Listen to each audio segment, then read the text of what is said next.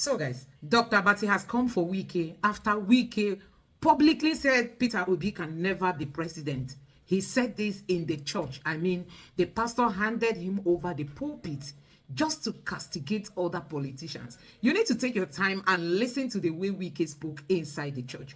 You'll be wondering if he's under any influence. Just take a look for yourself. Well, the Minister of the Federal Capital Territory, Nyesom Wike, held a Thanksgiving service in Abuja on Sunday to celebrate the successful completion and inauguration of various FCT projects. The Thanksgiving followed a 19-day project inauguration exercise that began on June 10th, commemorating President Bola Ahmed Tinubu's second anniversary in office. Key projects inaugurated included the newly renovated Abuja International Conference Center, which was renamed after President Bola Ahmed Tinubu and cost 39 billion naira to renovate. The expenditure drew criticism, which Wike defended by stating that those criticizing the project do not have good taste and that Nigeria, as the giant of Africa, must have world-class facilities. Wike revealed during the Thanksgiving service that the renovated center generated over 700 million naira in just 3 weeks, compared to the 50 million naira annual revenue it previously brought in. Wike also used the opportunity to criticize opposition figures, accusing them of being primarily interested in rescuing their stomachs rather than the welfare of Nigerians. He said Peter Obi can never be president again and that his time has passed. Let's take a look. You have sympathy for somebody you don't know. I'll say it. And that's where he nearly made us to make a mistake. He said Peter Obi will be president. President where? Some of you don't know somebody just out of emotion. For 8 years, he was governor. He never conducted local government election. Never. That time Nigerians were not angry. Nigerians were happy that you refused to conduct local government election. 8 good years you were governor. That one was democracy. Now they will come out and begin to talk. Democracy is not working. But you worked under your own, staying alone. To be chairman of local government, to be governor, only one man. The time has passed. They won't have the opportunity again. All right, Vimbai, this video has been trending, so many reasons, why Nigerians were complaining that, are you now going to church to do Thanksgiving for inaugurating projects? Is that the right thing to do? And now you turn the podium into a political rally. I mean, I thought it was Thanksgiving service. It's anointing felony. But before I come to you, last week, Wike reacted to former Minister of Transportation, Rotimi Amaechi, who described his wife as an industrialist during a live television interview.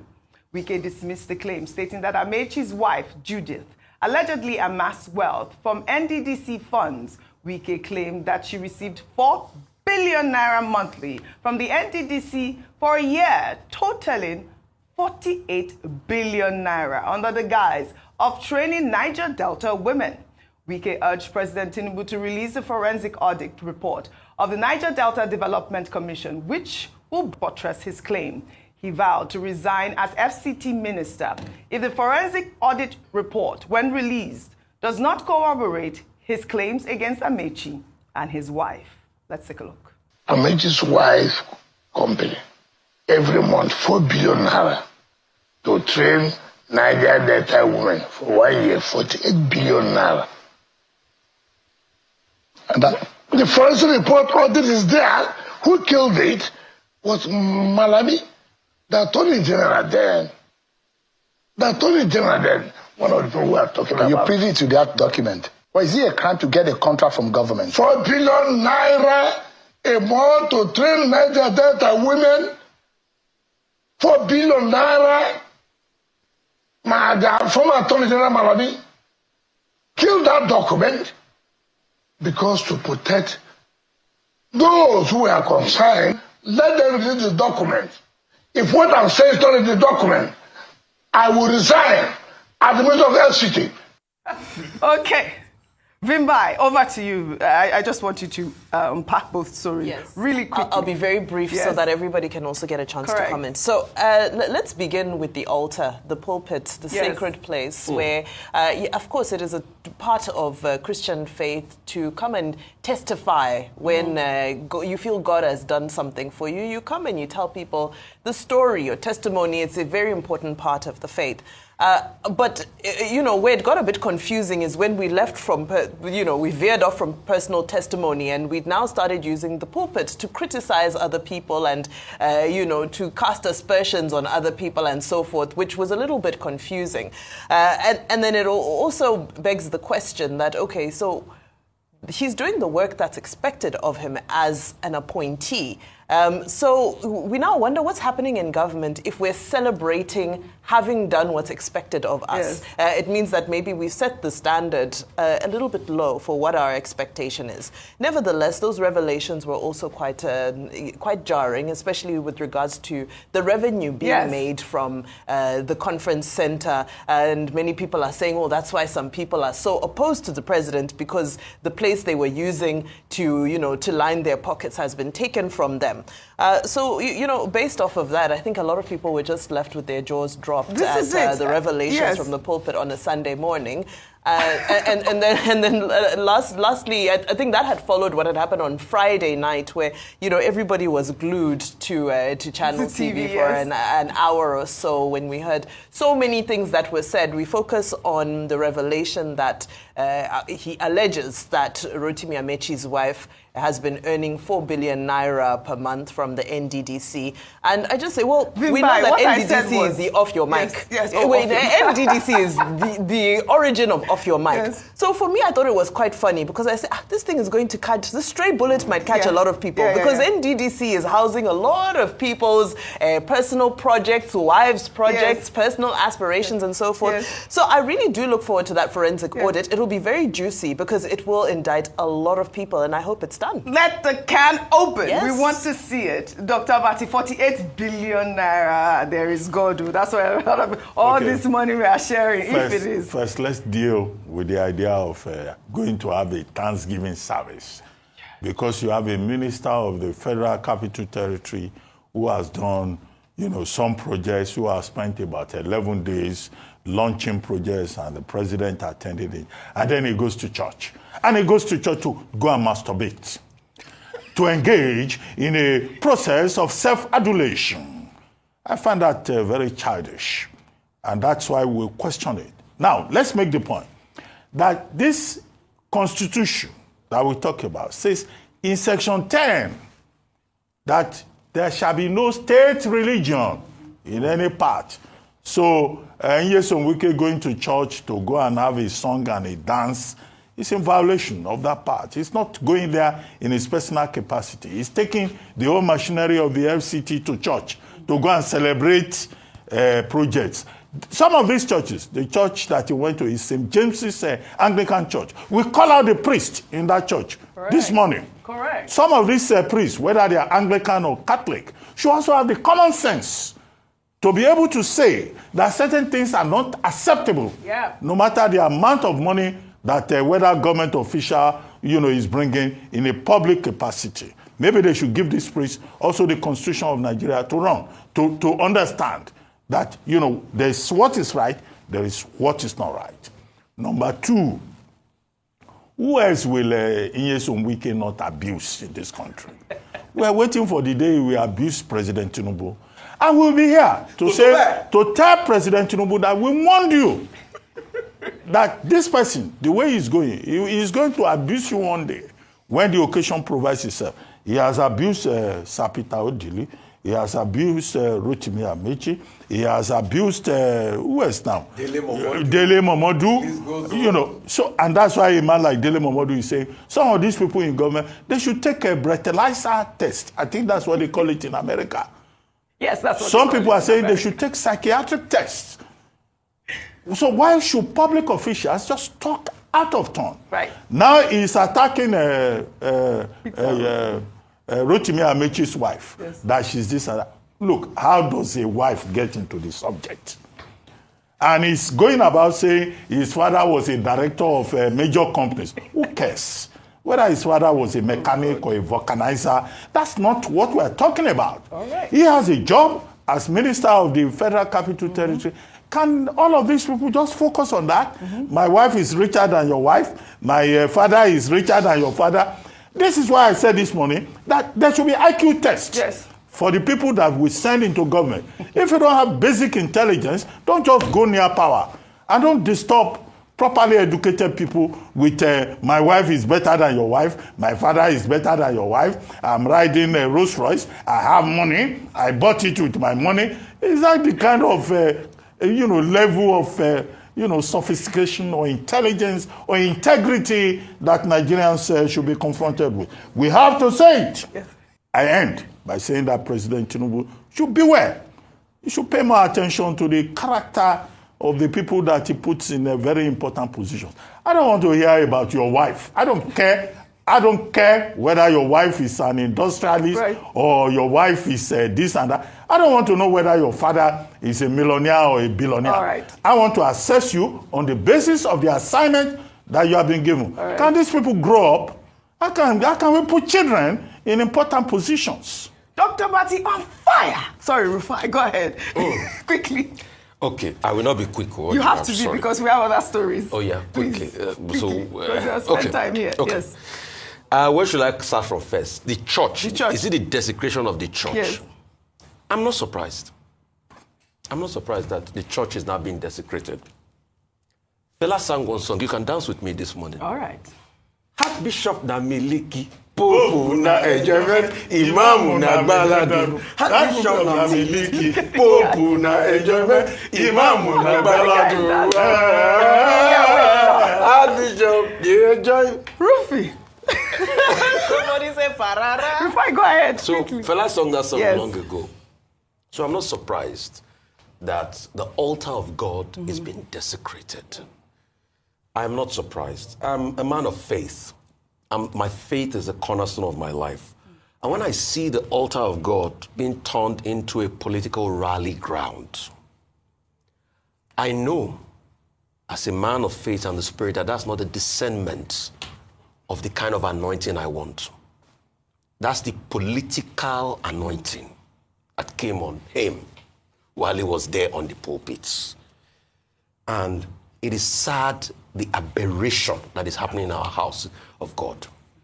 Secondly, Oji, the question asked is indicative of the state where Nigeria is today. Two politicians were asked, how did you make your money? Those were the questions, though. They couldn't give a coherent answer. They Wike said his couldn't father had plot a timeline. And then his Amaechi said that. I mean, with that, a lot of people, I've been seeing a lot of messages about people that went to school with these people that have been debunking all the things they have said. Okay. They couldn't plot an empirical timeline of what they were before getting into power. They couldn't say in the interest of accountability, they should release their code of conduct filings before they got into power and out of power. It was a question that threw them off balance, and they muffled it because it speaks volumes of the accountability sector in the country. And that's why I dare them to release the kind of wealth they have before they got into politics. Very and well out. said. Secondly, we shall President continue with the story. Tinubu, like Minister Wike said, please release that forensic report. This is it, yes. Because we need a country where there's accountability. Without accountability, you cannot thrive. All right. So I beg you, release that forensic report. I know because of time, Oji, I wouldn't talk about it. Yes. I'll rest it here. Yes, we rest your case. Very good. We are waiting. Open the report. Well, all right. Last week, we'll take another story now.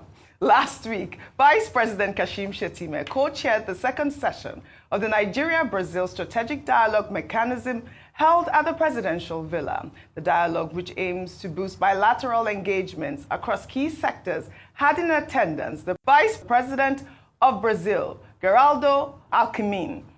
Shettima highlighted Nigeria's crucial role in shaping global growth, especially within Africa. Well, a video has emerged featuring both leaders leaving the meeting, with Shettima in the lead. In the video, Shettima was seen opening the door of the car for the Brazilian president, which has elicited a flurry of reactions. Let's take a quick look.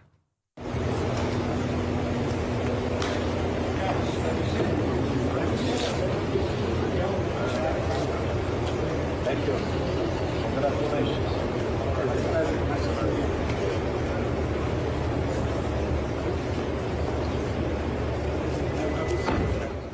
All right, Dr. Abati, this video has been trending. I mean, for me, I was saying that, I don't know if it's any sort of breach of protocol. I think it's some sort of diplomatic, courtesy. That's how I saw it. Your thoughts quickly. You are absolutely correct. Hey. As Professor Akinterewa would say, you cannot be more correct. Well, all right. There's a book in diplomacy. As a student of diplomacy, the Bible of diplomacy is a book called R.G. Fetham Diplomatic Handbook. And one of the things that R.G. Fetham teaches us in that book is that there's something called diplomatic courtesy, to show friendship, to build rapport, to promote good relations. And that's precisely what Vice President Kashim Shettima has done in that place. The man that he opened the door for was his opposite number, the Vice President of Brazil. At a point where Nigeria was negotiating with Brazil for Brazil to invest in the agriculture sector. In fact, President Tinubu is still in Brazil, where he's still talking about it. So our Vice President, having hosted the Vice President of Brazil, opens the door for him. But I've seen some funny people on social media saying this is a breach of protocol. People should not comment on what they do not know. They don't know, right? I think that what the Vice President did is quite appropriate, and it's a gesture of friendship, civility, decency, and good diplomatic relations. Thank you, Dr. Abati. Well said. Shall we head over to Kaduna State now, highlighting the Nigerian Army's commemoration of its 162nd anniversary, which took place on Sunday, July 6th. The 2025 Nigerian Army taking reactions to the court order issued to the Senate to reinstate Senator representing Kogi Central, Natasha Akpoti-Uduaghan, after her 6-month suspension was deemed excessive and unconstitutional. The judge in the case, Justice Binta Nyako, found Senator Akpoti-Uduaghan guilty of contempt of court for publishing a satirical apology on her Facebook page. The post was made in defiance of a court order that prohibited all parties involved in the suit from making public comments about the case.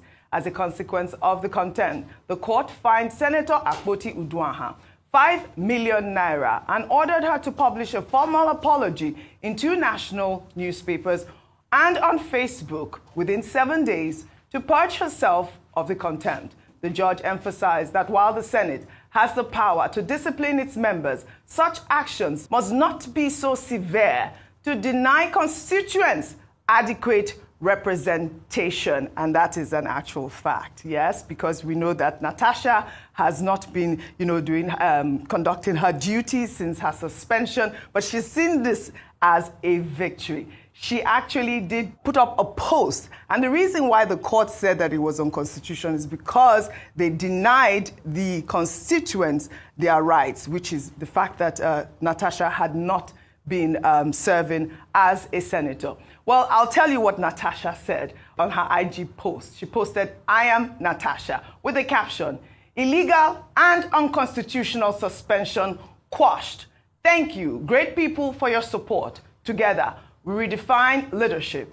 Senator Natasha Akpoti-Uduaghan from Kogi Central. I mean, that post on Instagram went viral. In the meantime, the Senate says it will not recall Senator Natasha Akpoti-Uduaghan from her suspension until it receives and reviews the certified true copy of the judgment delivered on July 4th, and until she complies with the court's order to publish an apology and pay 5 million naira fine for contempt of court. Although the court dismissed the Senate's argument that it had sole jurisdiction over its internal affairs, the Senate spokesman, Yemi Adaramodu, emphasized that the court's judgment does not override the Senate's constitutional powers to discipline its members. He explained that the onus is now on Senator Akpoti-Uduaghan to fulfill the court's directives regarding the apology and fine. Once she complies, the Senate will then reconvene to deliberate on her matter. and decide on her recall. Meanwhile, Senator Akpoti Uduaghan told her supporters in a video trending on social media that she would resume her legislative activities in the Red Chamber on Tuesday, July 8th. She expressed gratitude to her supporters following the court judgment that reaffirmed her position in the Senate. Let's take a look. Thank you for your support. I'm glad we were victorious today. And we shall resume in the Senate on Tuesday.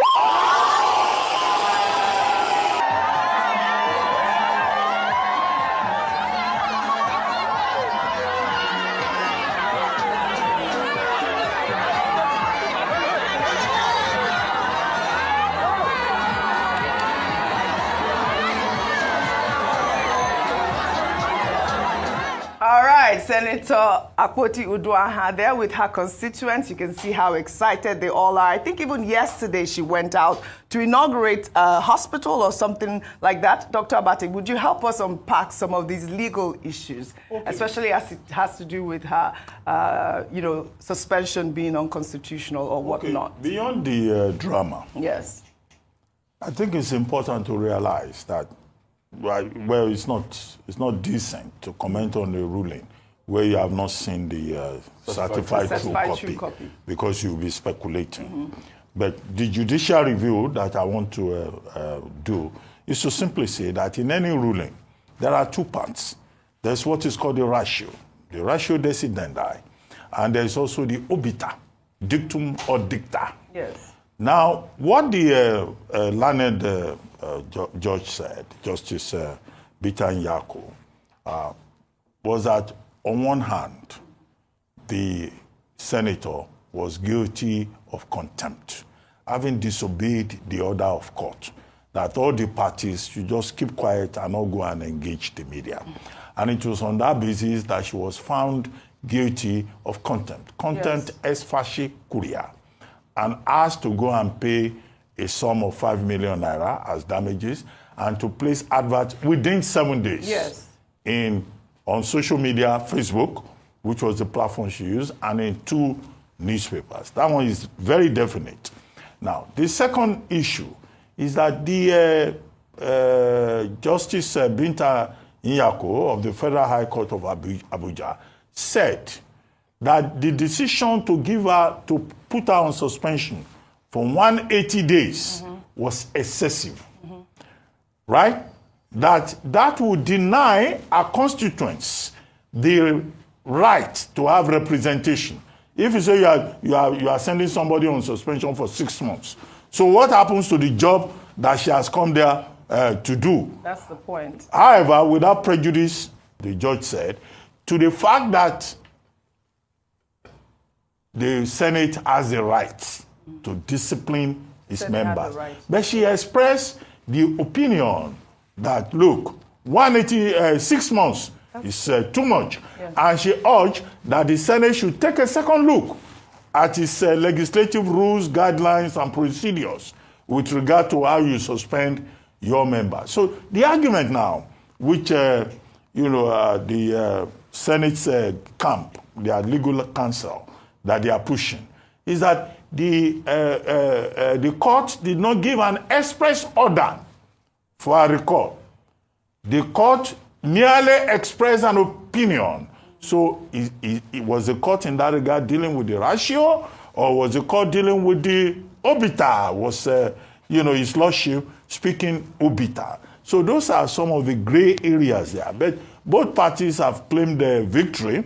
But I think, from what I've read in the papers, what we can hold on to is that the court has said, okay, go and apologize and all of that. And some politicians are saying, well, she was even asked to apologize in the first place. Yes. If she had apologized, she would not have been sent on suspension. So everything depends, in my view, on Senator Natasha Akpoti giving that apology. Yes. Maybe after that apology is given, the Senate, as Senator Adaramudu, who is the spokesperson of the Senate, has opined, would then say, okay, you have apologized, everything is over. Yes. However, the point raised, whether it is obiter or under ratio within that ruling that I have not read. I have not read it all. It's only when I read it.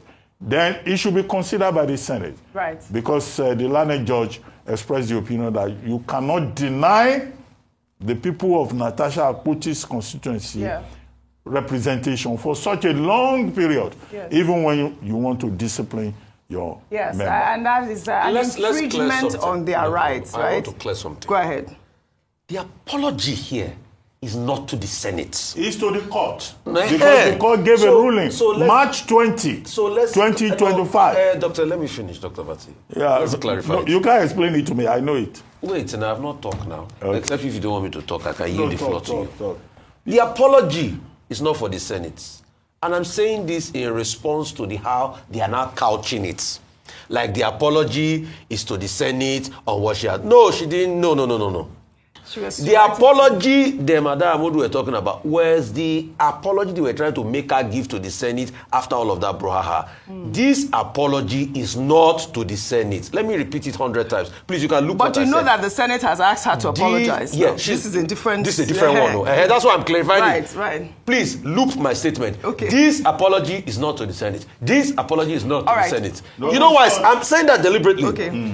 Because the narrative now is they are couching it. This apology is for the contempt to court. Yes. The satirical letter. To the satirical letter she wrote. Right. Because they are not couching it and saying that the apology is to be the same. So when she apologizes and writes that, no. This apology is to the court and she will make the publication. Don't worry, they can hear you clear. Please, Loud and clear. Look what I said though. But this apology is not to the Senate. But Rufai, we have to go. But you know that, there's a certain group that has even urged Natasha that, don't go and resume because, you saw her in the video saying on Tuesday, I'm going to go to court. Because the Senate has said they have to read the court order and review it before they allow her come back or before they recall her. They begged her, please don't go and resume and cause yourself another problem. But now the issue is she going to apologize? Let the CTC come out first. Is she going to apologize to the Senate before they take her in to the Senate? I didn't say court. Is she going to, because they're asking for apology? I repeat, they're asking for apology. That's why I clarified that the apology is to the court. The Senate should not think the apology is to them. Before she resumes? But I just think that her constituents have been denied for a very long time. This matter should be quashed. If it's an apology that is needed, I just think that it should be done. If the court has ordered it, it should just be done. Well, all right. Should we take another story now? So let's go to war. Let's do whatever it is. Even this borrowing you're talking, borrow money to put into security, into equipment, get the manpower. But you will not get those equipment in real time. You have to wait until they manufacture. Let me tell you. It's frustrating. There's nothing you cannot do if you want to do it. It's frustrating. So this government doesn't have the willpower or what? I just told you. People are being killed. They are not even there. They are commissioning bus station. So you cannot tell me that I, Peter, will be sitting where we have 10 soldiers die, which I'm not sure are police die and everything, which I'm not sure they're being killed. And my job is to sit for 2-3 hours where they're commissioning bus station. So I will not do it. I will shut it down and go out there. You declare state of emergency on security. No, if there's a war, we declare war. We can be at war. There's nothing wrong in saying our country is at war. You by yourself as a commander-in-chief go to the war front? I can tell you, Shane, I might not go physically, but I'll go. Because I'll be with the people there. They will know I'm with them. What are they? Yeah, let me tell you this have happened to me as a governor. I wish you can go and meet my police commissioners when we have problem. One is Lieutenant John Haruna. The other one is alive, Bello from Kwara. I told them we are at war. You must see me 24 hours. Ask them, or ask my commander of the army when I was there, Nenche. He's in Abuja here. Ask him, I told him we are at war. And Nenche, you can see me anytime. I must stop this criminality. And I'm happy that if you look at an interview from then A.G. Abubakar, I said for 5 years, we've not had issue of bank robbery, major crime in Anambra State. But there was straight of the kidnappings and a few of those. There's nothing you will not see anywhere in the world. The kidnappings in America, they kill people in America. The difference is that if anything happens, there's a reaction from government. People want to see you have alternatives, Mr. Obi, on how to solve, because we've been employing the same techniques over the years. Have you learned a new way to solving this insecurity problem? There is so many. Even I told you, there's what they call natural insecurity. That is pulling people out of poverty. So by the time you invest, the entire state in the north cumulatively, over the past 2 years, have not been able to support their SMEs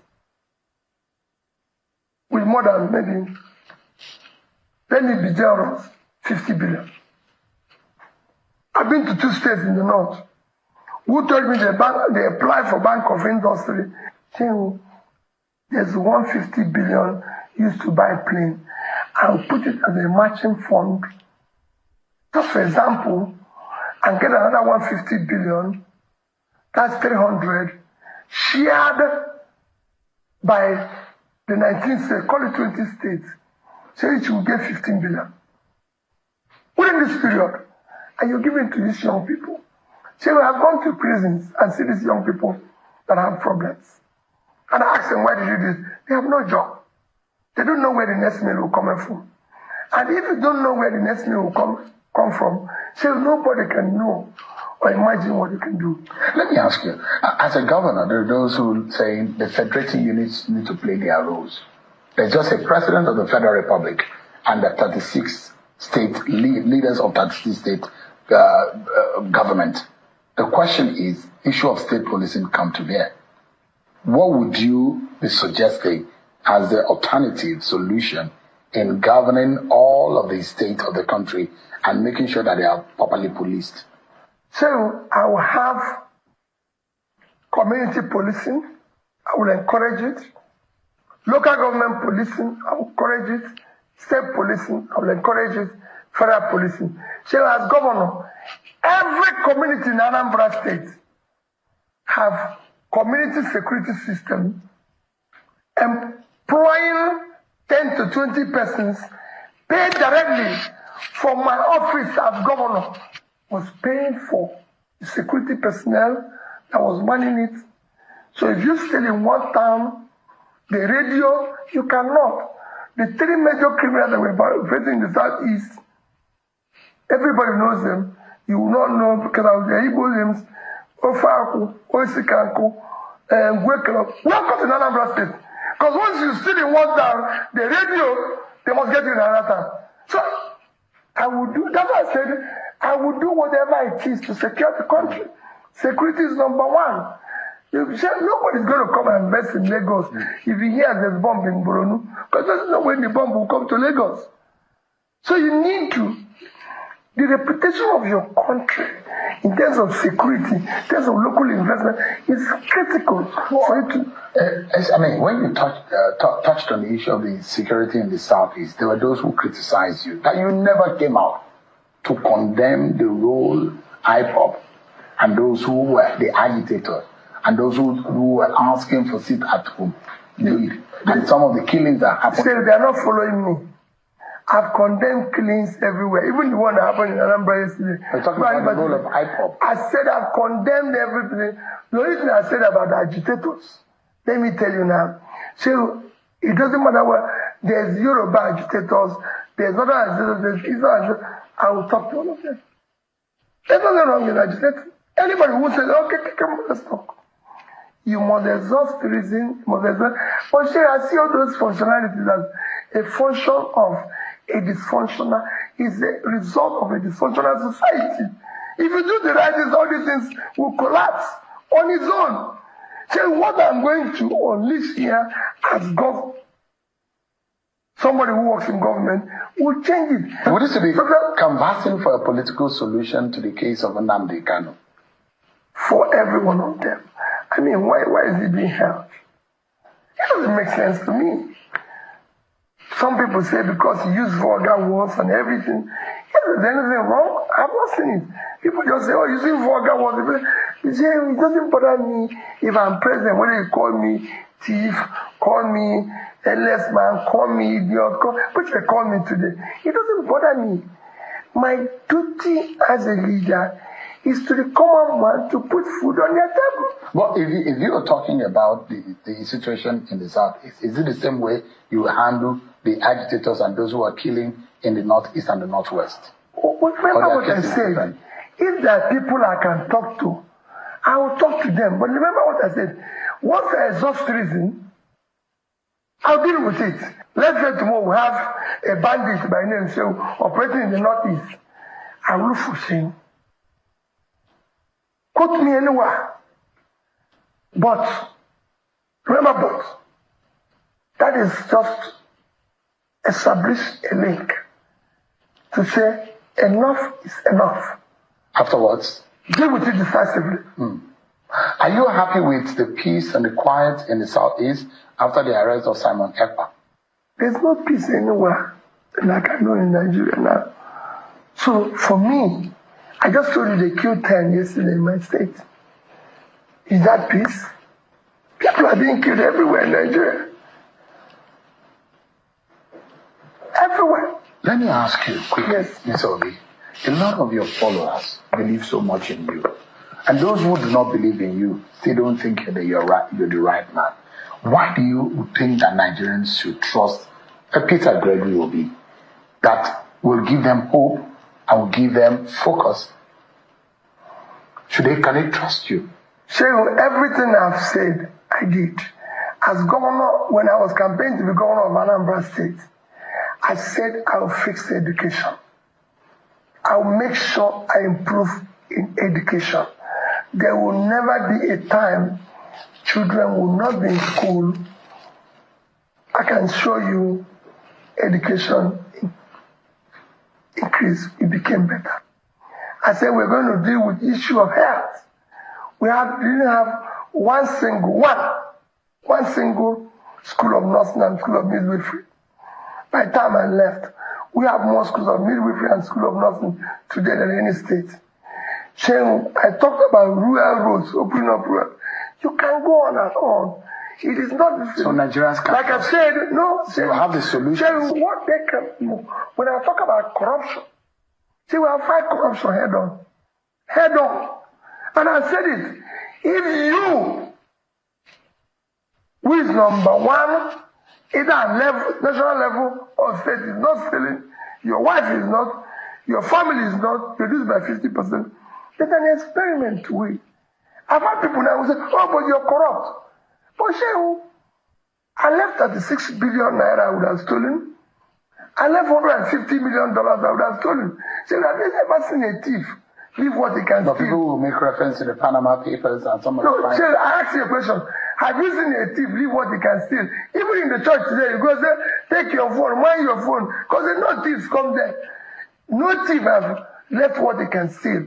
Shehu, when they talk about Pandora Papers, I say go and investigate it in full. So, we exaggerate here. That is a legal entity for estate arrangement.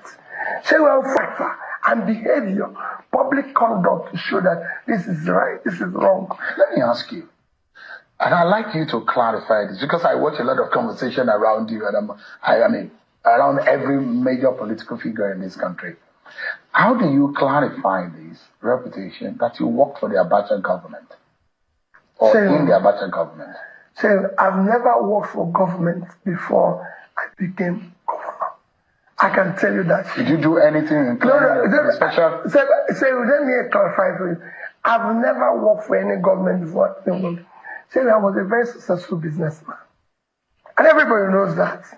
I was a very successful businessman. I built my business from scratch to something of a. As a businessman, I'm also part of those who were controlling trade in Lagos then. There was a time during Abacha's government, even happened during Obasanjo's government, there was a time during Abacha's government, because when Abacha took over, they says all ports, seaports and everything closed. So they came out with a policy that caused congestion in our ports, even in the airports. Goods were not being cleared, goods were not being exported and everything. And some of us felt, no, we need to go and see the head of state then, or at least the commissioner, Minister of Finance, who was I think it was Annie. So we came to Abuja, about 50 of us. We had an audience with the Minister of Finance and the President and the head of state then, and we were able to elucidate the problem we're facing. The President then directed the Finance Minister that he should take some of us who are the leaders, should just form a committee to decongest all the ports in Nigeria. And there were about 10 or 20 ports. Make sure that in each committee, one of us is involved. That's the only thing I had to do with the port.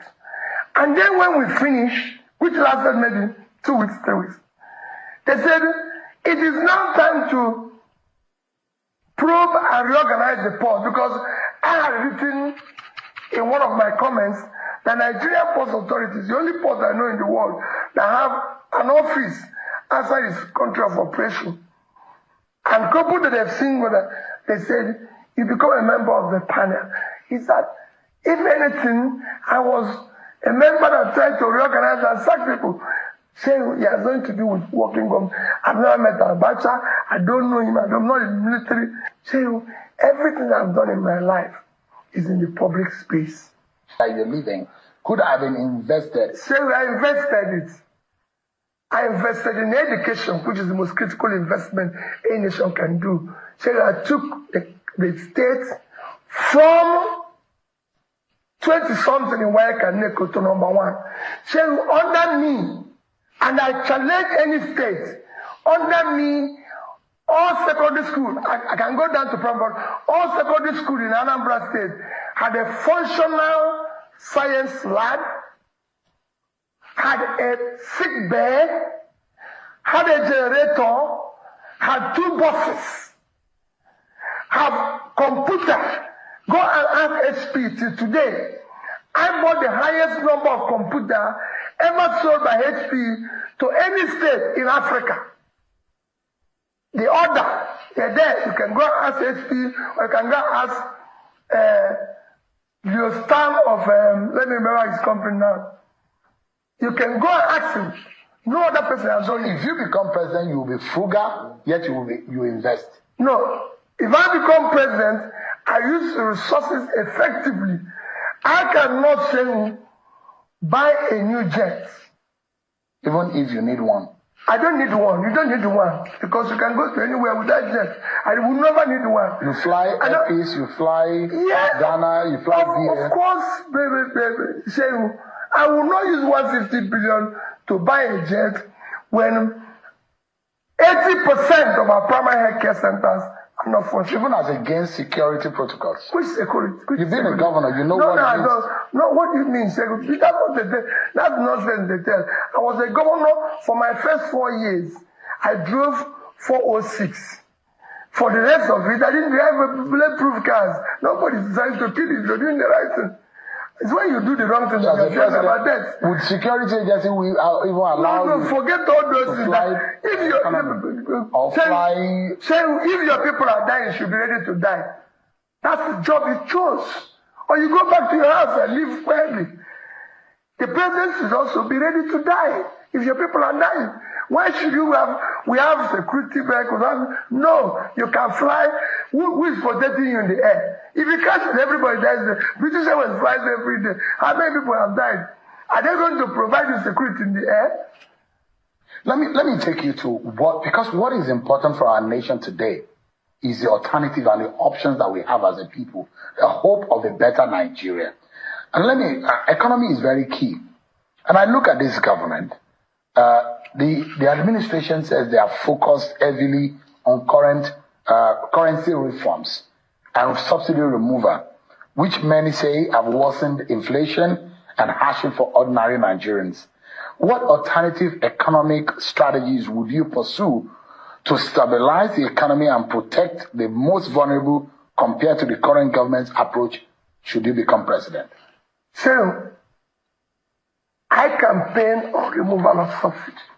Remember, but I said, one, there's a corruption associated with the subsidy that you need to remove first.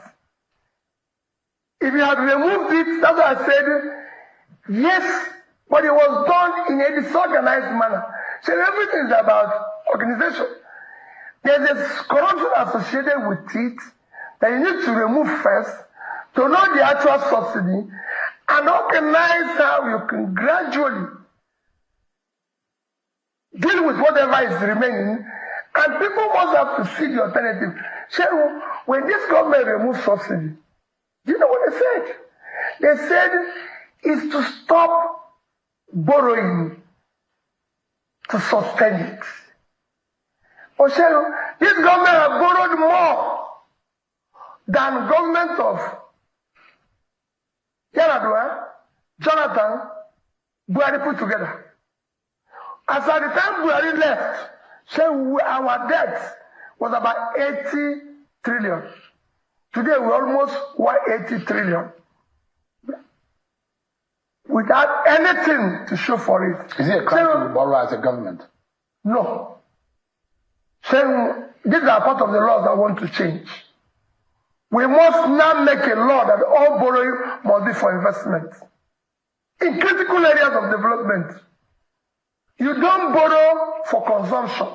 Without that, you waste everybody's time. Say, I'm a businessman, there's nothing wrong in borrowing.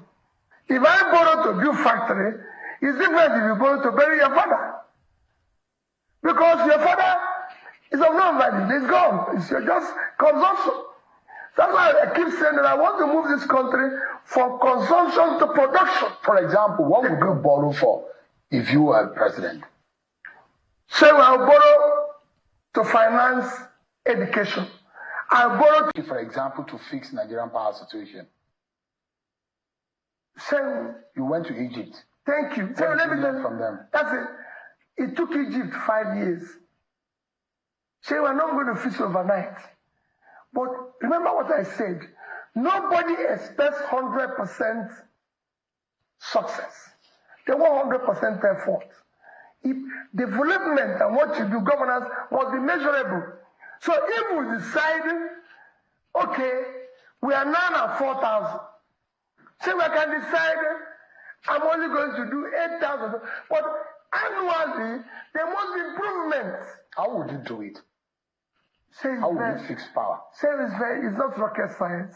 Egypt, I'm not saying now, say the 3 countries that improve power in the recent time, unless one did it yesterday, as the time I went to Egypt, we are 3 countries in the world. India, Vietnam, and Egypt. And those are developing countries. So, governance is about learning from best practices. It is not rocket science. So what do you feel? Have you identified why I'm over 40 and I've not, in my lifetime, since I was born, I've not experienced constant electricity. And my children were born into a similar situation. The question is, have you identified what the problem is? Yes, so the problem is in failure of leadership. That's the problem of electricity. Everything. If you have a determined leader, he will learn, he will ensure implements it vigorously. Like the president announced that he's happy that the opposition is in crisis. I will go there and solve it. As governor of Anambra State, you see me say it every day. Oju Zokari is there. He came to campaign for Uche Kunife. I gave him the vehicles that took him to the campaign. When he finished, he came to my lodge, ate lunch in front of me, standing this way, Uche standing this way. He said he has come to campaign, that I've done well, Uche will replace me. And I was in that election. And when I go to, they go say, oh, Peter, you're too weak. I said, I dare the people going to vote. When the people voted. So guys, to end this video, I want us to quickly take a look at some of the things happening on the social media. So there is a post by an obedient who said, I had to take time to watch Peter Obi's interview with Shehu Okimbaloye, and I must say that it is the best PO's interview I've seen. He went further to say, however, I couldn't help but notice Shehu's cunning efforts to deliberately tarnish PO's personality. Imagine Peter Obi succinctly stating how important it is to be compassionate as a leader, while stating Tinubu's nonchalant attitude towards victims of violence and mishap in Nigeria. And all Shehu could ask is, are we now looking for sense to run the country? What does being compassionate about your people has to do with sense? All thanks to His Excellency Peter Obi for the brilliant response that meaningless question, to the brilliant response to that meaningless question. All I can say is PO is coming. Hey, honestly, you need to watch that interview where Peter Obi was saying he doesn't know how Tinubu comfortably went to St. Lucia. While in Niger State, there's a particular place we have lost close to 1,000 persons. Recently, he said yesterday, that was on Saturday, about 10 people died in Anambra. Sokoto, many people died by what bandits are. That one, you don't even go to the north. The way those bandits are giving them ultimatum. It's either you leave or you buy an old. Hey, what is happening? Nigeria is at war. Nigeria. Now, Tinubu came back from St. Lucia. Tinubu is out again to attend BRICS meeting. Tinubu is all over the places. You know, he's in Brazil for BRICS. Tinubu is all over the places, but Nigerians are dying. This man has not taken one day to visit places where all these things are happening. And that was actually what Peter Obi was emphasizing on, that we need leaders who are very compassionate. Now, this person said, Shehu Okimbaloye is just another Baba Sope media puppet, pocket full of corn, mic full of bias. You could literally see him twisting questions like his rent depend on it. It's sad, really, would have been a solid interview if he wasn't desperate to paint Obi as the villain. Wow.